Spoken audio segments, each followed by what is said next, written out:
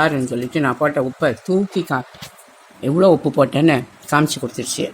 அதனால சுரக்காய்க்கு உப்பு இருக்குன்னு நம்ம ஒத்துக்க வேண்டியது தான். கரெக்டு தானே? கரண்டி போட்டு மிக்ஸ் பண்ணி வச்சு எடுத்து இதில் ஊற்றிருக்கேன். இப்போ பார்த்தீங்கன்னா வால் போய் கத்தி வந்தது, கத்தி போய் வால் வந்தது, டும் டும் டும் ராமான்னு சொல்ல மாதிரி.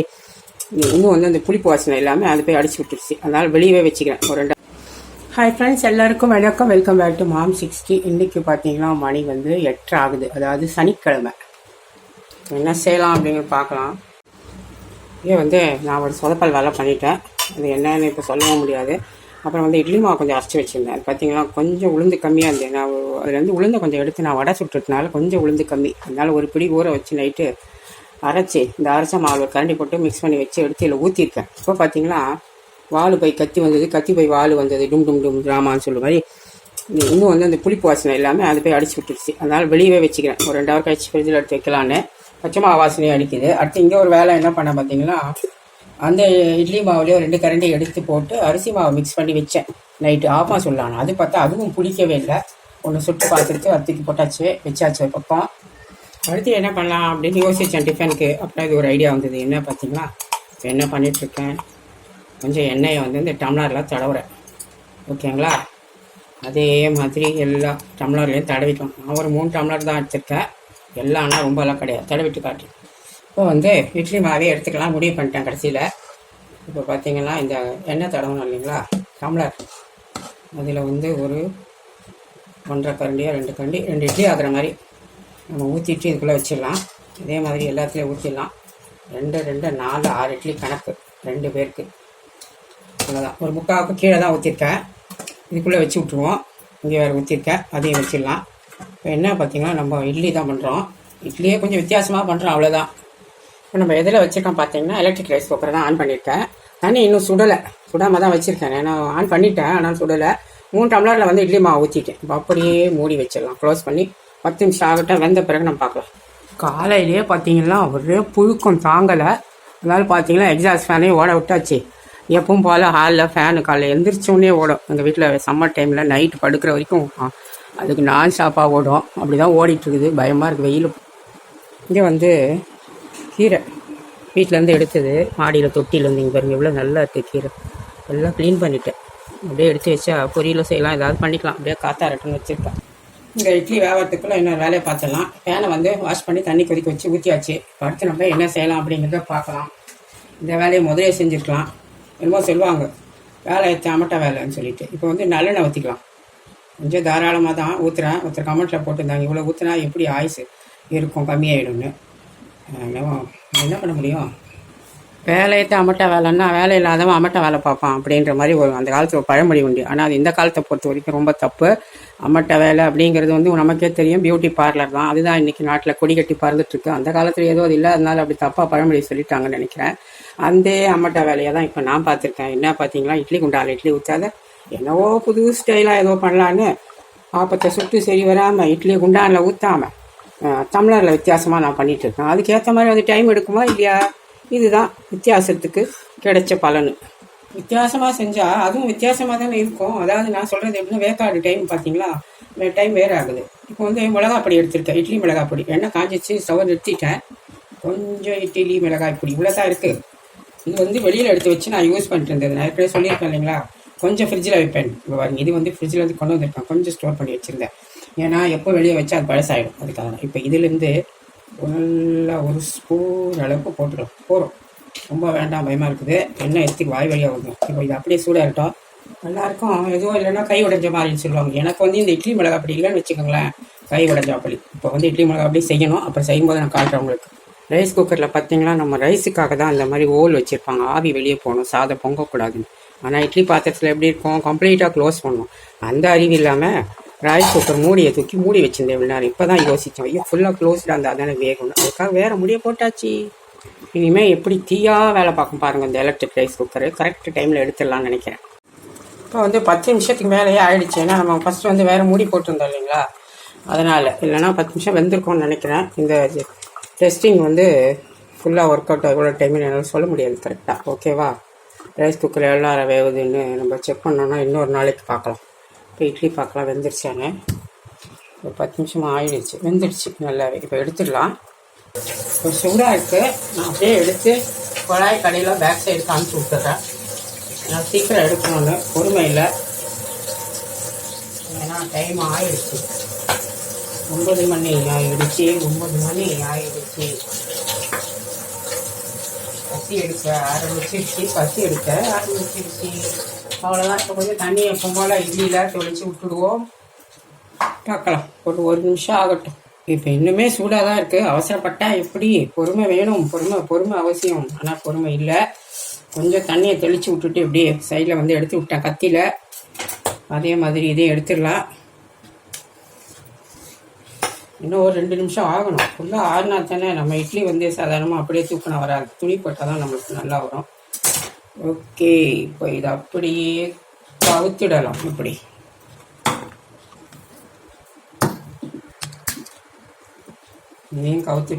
இதையும் கவுத்துட்டேன். வருதா? வந்துடு, திறந்துடு சீசே, வந்துடு சீசே. நான் கீழே பார்த்தீங்களா இவ்வளோ கேவலமாக வந்திருக்கு. ஏன்னா ரொம்ப அவசரப்படக்கூடாது. பொறுமை. இப்போது நல்லா கத்தி அரைச்சிக்கிட்டே இதானா நல்லாயிருக்கும். ஓகே, நம்மளோட இட்லி ரெடி. இப்போ இதை அப்படியே ஸ்லைஸை பண்ணிக்குவோம். இதுவுமே ரொம்ப சுடுது. யாருன்னா நல்லாயிருக்கும்.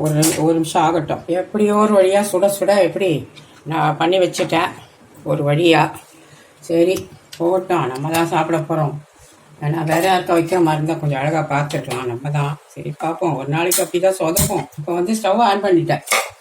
இருக்குன்னு பார்த்தீங்கன்னா ஏற்கனவே வந்து நான் மிளகா அப்படி போட்டு வச்சுருக்கிறேன். ஆறி போயிருக்கோம்ல, நம்ம அப்படி கொஞ்சம் எடுத்துட்டு சூடு பண்ணிவிடுவோம். இந்த மிளகா அப்படின்னு கொஞ்சம் லைட்டாக.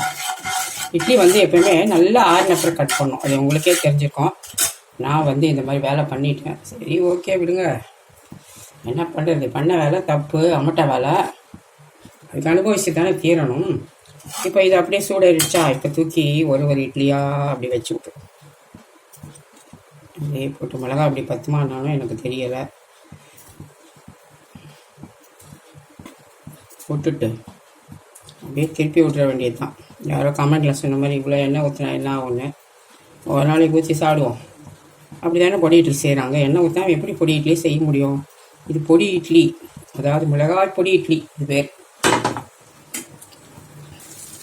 இப்போ எப்படியும் ஒரு வழியாக திருப்பி விட்டுட்டேன். ஆக்சுவலி தோசைக்கல்லில் போட்டுருக்குமான்னு தான் நினைக்கிறேன். அதான் வந்து கரெக்டாக அது திரும்பி இருக்கும். சரி, இப்போ நம்மளோட பொடி இட்லி ரெடி ஆகிடுச்சு. அதாவது வித்தியாசமான பொடி இட்லின்னு சொல்லி ஒரு கேவலமான இட்லியாக நான் செஞ்சுட்டேன். நானே சொல்லிக்கிறேன், என்ன கேவலமாக தான் பண்ணியிருக்கேன். பரவாயில்ல, ஆனால் சாப்பிட நல்லா தான் இருக்கும். பார்க்க தானே அப்படி இருக்கு. பார்க்க பிடிக்கும்ன்ற போது சாப்பிட பிடிக்கும். எடுத்து பிளேட்டுக்கு வச்சலாம். ஓகேவா? இது 2 பேருக்கு தான், அதிகமாகலாம் ஒன்றும் இல்லை. ஓகே, இப்போ நம்மளை பொடி இட்லி வித்தியாசமான கேவலமான ஒரு இட்லி ரெடி ஆகிடுச்சு. அது ஒன்றுமே இல்லை, கட் பண்ணாதான் மிஸ்டேக், வேறு ஒன்றுமே இல்லை. அட்ஜஸ்ட் பண்ணிக்கோங்க, நானே சொல்லக்கூடாது அப்படி. சாரி, நான் வந்து இப்போ சாப்பிட போகிறேன். இப்போ வந்து ஒருத்தருக்கு இப்படி வச்சாச்சு. இவங்க அழகாக இருந்தால் தான் அவங்க சாப்பிடுவாங்க. அவங்க வச்சாச்சு. நம்ம இந்த அலங்கோலத்தெல்லாம் நம்ம சாப்பிட்ருவோம். இப்போ என்ன பார்த்தீங்கன்னா, உண்மையான பொடி இட்லின்னா பேர் இதுதான் தகும். ஏன் சொல்லுங்கள்? இப்படி பொடிச்சு போட்டு பொடியில் போட்டால் தான் அது பேர் பொடி இட்லி. நம்ம ரவுண்டாக அழகாக கட் பண்ணி வச்சா அது பேர் பொடி இட்லி கிடையாது. அதனால நானே சமாதானம் பண்ணிக்கிறேன், இது பேர் தான் பொடி இட்லி. ஏன்னா இட்லி பொடி ஆயிடுச்சுல்ல. இது பாருங்கள், இன்னும் கூட எண்ணெய் பத்தலை. ஓகே, சாப்பிடுவோம். நல்லா இருக்குது. அதுவும் இல்லாமல் இது வந்து கடாய் இட்லி பொடி கிடையாது, கடையில் வாங்கினதில்லை, ஹோம்மேட், நானே செஞ்சது. அதனால் வந்து நம்ம தைரியமாக நல்லா சாப்பிடலாம். அதான் கருப்பு உளுந்து மிளகாய் பொடியில் செஞ்சு பொடி இட்லி.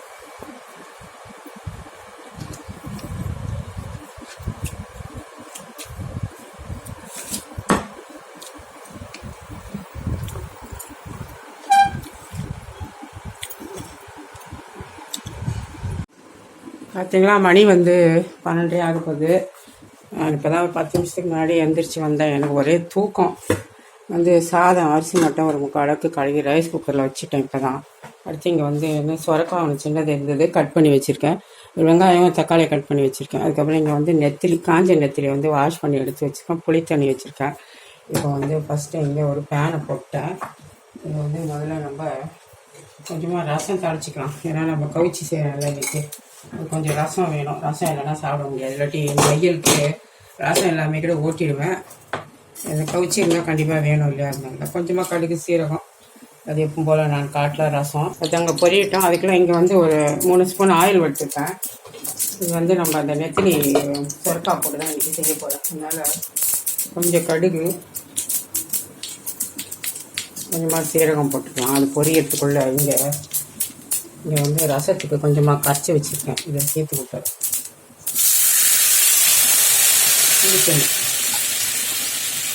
கொஞ்சம் ஊற்றிக்கலாம்.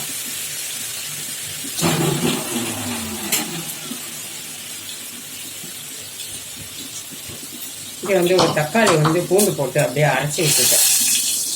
அப்படியே ரசத்தில் போட்டுடுறேன். தக்காளியும் வேறு இல்லை, வாங்கவும் இல்லை, ஒன்று தான் இருக்குது. இதில் கொஞ்சம் தண்ணியை கழுவி ஊற்றிக்கலாம். புளி தண்ணி கொஞ்சமாக தான் வச்சுருக்கேன், அவ்வளோதான் இருந்தது, கரைக்கலை. பார்க்கலாம். அவசர சமையலே படுத்து தூக்கம் வருது, முடியலை என்னால். அவ்வளோதான், தண்ணி ஊற்றியாச்சு. அது கொதிக்கட்டும். இங்கே அதுக்குள்ளே நம்ம என்ன பண்ணலாம், இது பொரிஞ்சு வந்துடுச்சு. எதுன்னா இது சரிதா பாருங்கள், ஃபோனு வேறு பயமாக இருக்குது எனக்கு. இப்போ வந்து இதில் ஒரு வெங்காயம் கட் பண்ணி வச்சுருக்கேன், போட்டுக்கிறேன். தக்காளி, கருவேப்பிலை, சொரக்காய் அவ்வளோட தான் போட்டுக்கணும். இது சொரக்காயே பார்த்தீங்களா, வாங்கி வச்சு 2 நாள் ஆகுது. இப்போ தான் எடுத்து ஞாபகம் வந்தது பாருங்கள். என்ன செஞ்சேன்னா யோசிச்சுட்டு உட்காந்து என் ஒருத்திக்கு தான் இது சமையல். இங்கே வந்து கருவேப்பிலை ரசத்தில் போட்டுட்டேன். அது கொதிக்கட்டும் கொஞ்சம். இங்கே வந்து நம்ம இந்த இது இருக்கு இல்லையா, காஞ்ச நெத்திரி, அப்படியே அது கூடயே போட்டுடலாம். என் சமையல்லாம் இப்படி தான், எல்லாத்தையும் மொத்தமாக போட்டு கிண்டி வச்சுக்க வேண்டியது தான். அதுதான் இந்த ரசத்துக்கு கொஞ்சம் உப்பு இப்போ போதும். இதேமாதிரி சொரக்காக்கு கொஞ்சம் உப்பு, சொரக்காவும் கொஞ்சமாக தான் ஆகும். போட்டாச்சு. இது அவ்வளோதான். இது ரசம் வச்சிச்சு. இது வந்து சொரக்காக்கு கொஞ்சமாக மஞ்சள் தூள், மிளகாத்தூள் வந்து 1/4 ஸ்பூன் போடும், அதிகம் வேண்டாம். காரம் அடிச்சா நல்லா இருக்காது. தனியாக போட்டு ஒரு 1/4 ஸ்பூன் போடும். உப்பு நம்ம சேர்த்தாச்சு. ஆக்சுவலாக இதுக்குமே கொஞ்சம் புளி சேர்க்கணும். நாங்கள் புளிக்கு கஷ்டப்பட்டுட்டு இந்த வேலையை பார்த்துட்டோம். தக்காளி இருந்தால் இன்னும் கூட போடலாம். தக்காளியும் இல்லை, இவ்வளோதான் இருக்குது, பார்க்கலாம். நல்லா மிக்ஸ் பண்ணிவிட்டு கொஞ்சமாக தண்ணியை விட்டுட்டு ஒரு 2-3 விசில் வச்சுக்கலாம். ஏன்னா நம்ம தோலோடு போட்டுப்போம் சொரக்காய். அப்படிலாம் நீங்கள் ஒரு விசில் வச்சா போதும், சட்டில் வந்துடும் சொரக்காய். கொஞ்சம் தண்ணி இவ்வளோ போதும். மூடிடலாம். மூடிட்டு ஒரு 3 விசில் வரட்டும். நம்ம ஆஃப் பண்ணிட்டு அப்புறம் திறக்கலாம். இங்கே வந்து ரசம் எல்லாம் கொதிச்சு வந்துருச்சு இல்லையா, இப்போ பொடியை போட்டுக்கலாம். இது வந்து ரசம் பொடி 1 ஸ்பூன் போடுறேன். ஒன்று சின்ன ஸ்பூன் தான், அதனால ஒரு 1.5 ஸ்பூன் போடும். இப்போ நம்ம கொதிக்க வச்சுருந்த இந்த ரசம் இருக்குது இல்லையா, தக்காளி போட்டு வச்சோம் பாருங்க, அதை அப்படியே இதுக்குள்ளே ஊற்றிடும். போதும் இது. ஏன்னா புளி வந்து கம்மியாக தான் விட்டுருக்கேன். இங்கே பார்த்தீங்கன்னா பக்கத்தில் வீண் சவுண்டு கேட்குது, பயமாக இருக்குது. குக்கர்கிட்ட ரொம்ப பயப்படணும் போல இருக்குது. அவ்வளோதான், ரசம் ரெடி ஆகிடுச்சு. இப்போ அப்படியே மூடிட்டு கொத்தமல்லி சேர்த்துடலாம். இது வந்து புளிப்பு கம்மியாக இருக்கிறதுனால ஒரு சின்ன எலுமிச்சம்பழத்தில் ஒரு பாதி எலுமிச்சம்பழம் ஜூஸை விட்டுறேன் ரசத்தில். ஏன்னா புளி தண்ணி ரொம்ப தண்ணி, அதில் புளிப்பு டேஸ்ட்டே இருக்காது. கொஞ்சம் கூட ஒரு தக்காளி போட்டுக்காமல் அது கூட, அதனால் அதில் பிழிஞ்சு விட்டாச்சு. அவசர ரெடி ரசம், கொத்தமல்லியோட காம்பு போட்டு விட்டுடலாம். அவ்வளோதான், நம்ம ரசம் ரெடி ஆகிடுச்சு. இங்கே வந்து 3 விசில் வந்துச்சு. நான் ஸ்டவ் ஆஃப் பண்ணிடுறேன். அடுத்து கொஞ்சம் பாத்திரம் இருக்குது, தேய்ச்சி கழுவி வச்சுட்டு குளிக்க போகிறேன் நான். அப்புறம் தான் பார்க்கலாம் அது எப்படி இருக்குது சொரக்காய். இப்போ பார்த்தீங்கன்னா மணி 12:45. ஒன்றும் முடியலை, உடம்பு என்னவோ ஒரு மாதிரியாக இருக்குது. அந்த வெயில்னு நினைக்கிறேன். என்னால் இந்த வெயில் வந்தாலே, வெயில் காலத்தில் என்னால் உடம்பு என்கிட்ட இருக்காது. என் உடம்பு ஒரு எலுமிச்சம்பழத்தை பாதியாக கட் பண்ணி நல்லா கசக்கி எடுத்துட்டு நம்ம கட் பண்ணணும். அப்போ ஏற்கனவே வீடியோவில் போட்டிருப்பேன் நான். முழுசாக இருக்கும்போது நல்லா கையை வச்சு உருட்டிட்டோம்னா எல்லா ஜூஸும் லூஸாக இலகி கொடுத்து வந்துடும். அப்போ ஃபுல்லாகவே இந்த மாதிரி ஜூஸ் வந்துடும். அந்த மாதிரி நீங்கள் ட்ரை பண்ணுங்கள். ஏன்னா எலுமிச்சை பழத்தில் ஜூஸ் வந்து வரவே வராது. ஏன்னா இப்போ விற்கிற விலைவாசிக்கு அது வாங்கி நம்மளால கட்டுப்படி ஆகாது பாருங்கள். அந்த அளவுக்கு எலுமிச்சை பழம் விலை விற்கிது. இப்போ நான் வந்து நன்னாரி சர்பத் தான் எடுத்திருக்கேன். நன்னாரி சர்பத் அதில் ஊற்றிக்கலாம். ஒரு கரண்டி 2 கரண்டி பாருங்க, வெறும் தண்ணியாக இருக்குது. 3 கரண்டி ஊற்றிட்டேன். எனக்கு மொத்தம் நான் 2 கரண்டி ஊற்றிக்கிறேன். பயமாக இருக்குது ஸ்வீட்டு. ஒரு நாள் குடிக்கலாம்னு நானுமே முடிவு பண்ணிட்டேன். எங்கள் வீட்டில் இருக்க பிசாசு ஒன்று தான் இருக்குது. ஆனால் அந்த பிசாசு பண்ணுற அட்டகாசம் பார்த்தீங்களா, அவ்வளோ பாருங்கள். ஐஸ் ட்ரேயில் ஒரு ஐஸு கிடையாது. இந்த மாதிரி எடுக்க வேண்டியது. அதை வந்து திருப்பும் தண்ணி ஊற்றி வைக்கிறது கிடையாதுன்னா இப்படிலாம் எவ்வளோ கஷ்டப்படணும் பாருங்கள். ரொம்ப எரிச்சல் கடுப்பாக தான் ஆகுது எனக்கு. கிடைச்சதே ஒரு 2-3 பீஸ் தான். அதை மட்டும் போட்டுட்டேன். என் பையனுக்கு ஃப்ரிட்ஜில் எடுத்து வைக்க போகிறேன். நான் வந்து கொஞ்சம் பானை தண்ணி ஊற்றிக்கலாம், வேறு வழி இல்லை. சில்லுன்னு குடிக்க முடியுதா பாருங்கள் எங்கேயாவது. அவ்வளோதான். இதுலேயே கொஞ்சம் ஊற்றியாச்சு. எல்லாம் மிக்ஸ் பண்ணிட்டு ஒன்று எடுத்து போய் ஃப்ரிட்ஜில் வச்சுட்டு ஆகும். அதுக்கு வரத்துக்குள்ள கொஞ்சம் சில்லுன்னு ஆகும். இந்த காலம் எப்போவுமே இப்படி தான் பண்ணுவாங்க. எங்கள் வீட்டில் பார்த்தீங்க எல்லா வேலையும் என் தலை எடுத்து ஃப்ரிட்ஜில் வச்சுட்டு நான் இன்னும் குடிக்க போகிறேன். ஐஸ்டோட தண்ணி ஊற்றி கொண்டு போய் வைக்க போகிறேன். அப்புறம் இங்கே பார்க்கலாம். நான் வந்து ஆஃப் பண்ணிட்டு குடிக்க போகலான்னு அதெல்லாம் செய்யலை. இதுக்குள்ளே அந்த ஜூஸ் போட செல்பாத்து போட எல்லாம் வேலை டைம் சரியாயிடுச்சு. அது வரைக்கும் அந்த அடுப்பில் திறந்து தண்ணியெல்லாம் வற்ற வச்சாச்சு. குக்கரை திறந்து அவ்வளோதான் வத்திடுச்சு, வெந்துடுச்சு. இது என்ன நல்லா இருக்குமோன்னு சில சமயத்தில் பார்த்தீங்கன்னா அந்த சுரக்காய் கூட ஒரு டேஸ்ட் இல்லாமல் வருது. அப்படி இருக்குமோ என்னமோ டவுட்டாக கூட இருக்குங்க. அப்படியே ஆஃப் பண்ணி வச்சுட்டேன். இந்த சுரக்காய் நெத்திலி பொரியல் வந்து ரெடி ஆகிடுச்சு. இந்த பக்கம் வந்து சாதமும் வெந்து ரெடி ஆகுது. இங்கே வந்து நான் ரசமும் ரெடி பண்ணிட்டேன். இதுதான் என்னோடய சாப்பாடு. என் பொண்ணு இன்றைக்கி என்ன பண்ணுவான் எனக்கு தெரியல, அப்புறம் பார்க்கலாம். நான் வந்து ஒரு தப்பு வேலை, முட்டாள் வேலை பண்ணிட்டேன். பார்த்தீங்களா, சின்ன பானை வாங்கிட்டேன். ஏன்னா நான் மட்டும்தான் பானை தண்ணி குடிப்பேன். என் பொண்ணு வந்து ஃப்ரிட்ஜில் வச்சு குடிப்பா. இந்த இயர் தான் என்னன்னு தெரியல, உடம்பு சரியில்லை, அதனால எந்த தண்ணியுமே எடுக்கலாத. இது என்ன அது பார்த்தீங்கன்னா, டெய்லி ஊற்றி வச்சா கூலாகிறதுக்கு 2 நாள் ஆகுது. பெரிய பானையாக இருந்து வைங்களேன், கொஞ்சம் ஊற்றி வச்சா 2 நாளைக்கு நம்ம தண்ணியை மாற்றாமே இருந்தோம் வைங்களேன், அந்த தண்ணி குடிக்க கரெக்டாக சில்லுன்னு இருக்குது. என்ன பண்ணுறது, காலையில் ஊற்றி வச்சது ஒன்றுமே இன்னும் ஐஸ் ஆகலை. வெளியில் அவ்வளோ வெயில். எப்போவும் போல் இன்றைக்கி வீட்டுக்கு சிக்கன் பிஸ்ஸா வந்துடுச்சு. இது வந்து என் பொண்ணுக்கு ஆர்டர் போட்டு கொடுத்துட்டு போயிருக்கான் பையன். அதை தான் கொண்டு வந்து வச்சிருக்காப்புல. அடுத்து என்ன பார்க்கலாம். எனக்கு என்ன ஒரு சமையல் இருக்கும் இல்லையா, அதையும் நம்ம பார்த்துருவோம். எனக்கு வந்து ஒரு பீஸ் எடுத்து வச்சுட்டா சரி, நானும் சாப்பிட்லாம் வாங்கிக்கிட்டேன். இப்போ பார்த்தீங்களா, மணி 2:45. என்ன தெரிலன்னு இல்லை, பசி எடுத்து சாப்பிட்ருக்க வேண்டியது தான். இதுக்கு இடையில எங்கள் வீட்டில் திடீர்னு ஏதாவது ஒன்று நடக்கும்ல, அந்த மாதிரி இன்றைக்கி திடீர்னு பீஸா வந்துடுச்சு வீட்டுக்கு. Pizza, chicken pizza. அதனால் அதை எடுத்துக்கோன்னு ஒரே வம்பு. என்னோடய பொண்ணு சரின்னு அவங்க திருப்திக்காக ஒரே ஒரு பீஸை எடுத்து சாப்பிட்டேன். அதுக்கு என்னமோ சாப்பாடு வேணாம் போல் இருந்தது. உட்காந்துட்டு இருந்தது. சரின்னு கொஞ்சம் போட்டு வந்தாச்சு. போட்டதை நான் காட்டில் என்ன எடுத்துகிட்டு வந்திருக்கேன்னு பாருங்கள். சாதம், அதுக்கு கூட வந்து இந்த சுரைக்காய் பொரியல், அதாவது வந்து பாட்டில் கார்டு பொரியல். அதில் என்ன போட்டிருக்கேன் பார்த்தீங்களா, தெரியுதா, காஞ்ச நெத்திலி. நேரம் காஞ்சி போனதை எடுத்து போடுறது தான் வேலை. இன்றைக்கி சாட்டர்டே இல்லையா, லஞ்சு கட்டுறது டின்னர் கட்டுறது எல்லாம் இல்லை. அதனால் ரொம்ப நேரம் உட்காந்து சாப்பிட்டு பார்ப்போம்.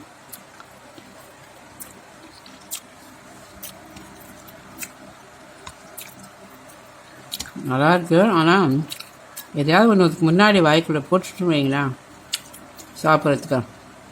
அது எப்பேற்பட்ட பொருளாக இருந்தாலும் டேஸ்ட்டு தெரியவே தெரியாது. அந்த மாதிரி தான் இப்போ இருக்குது. இந்த ஆள் மணி 3:40. இப்படியே விட்டுற முடியாதுல்ல, சாப்பிட்ற நெடுங்கட்டான் டைமில் பசிக்கும். அதனால் போட்டு வந்துட்டேன். கூட ரசம் வேறு வச்சு பாருங்க. ஃப்ரெஷ்ஷாக ரசம் வச்சு சாப்பிட்லான்னு அது ஊற்றி பண்ண எனக்கு தெரியல. சுரக்கா பரவாயில்ல, அந்தளவுக்கு மோசம் இல்லை. சில சமயம் சுரக்கா வந்து டேஸ்ட் இல்லாத சுரக்கா கடையில் விற்கிது. அதெல்லாம் நடக்குது இப்போ இந்த காலத்தில். ஒரு காலத்தில் அந்த மாதிரிலாம் பார்த்ததே கிடையாது. எங்கள் அம்மா செய்வாங்க, ஒன்று நல்லா தான் இருக்கும். இப்போ பார்த்தீங்களா, அது கூட ஒரு மாதிரி மண் மாதிரி நல்லாவே இல்லை. அது எங்கே விளைய வைக்கிறாங்கன்னு தெரியல. இது பரவாயில்ல, சாப்பிட்றோம்.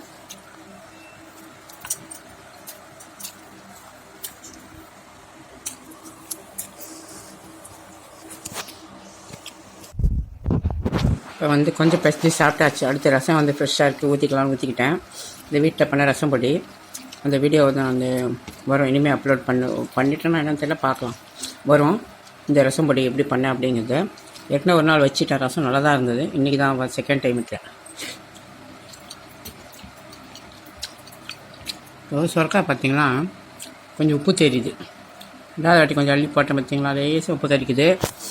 அது என்ன பார்த்தீங்களா, சுரக்காய்க்கு உப்பு இல்லைன்னு இப்போ பார்த்தாலும் சுரக்காய் வந்து குறை சொல்லுவோம் இல்லையா, பழமொழியே சொல்லி வச்சுருக்காங்க. அதான போல இருக்குது. அதுக்கு கோவம் வந்து எண்ணெயா உப்பு இல்லைன்னு சொன்னேன், இப்போ பாருன்னு சொல்லிட்டு நான் போட்ட உப்பை தூக்கி எவ்வளோ உப்பு போட்டேன்னு காமிச்சு கொடுத்துருச்சு. அதனால சுரக்காய்க்கு உப்பு இருக்குன்னு நம்ம ஒத்துக்க வேண்டியது தான். கரெக்டு தானே? போய் சாப்பிட்டுடுவோம்.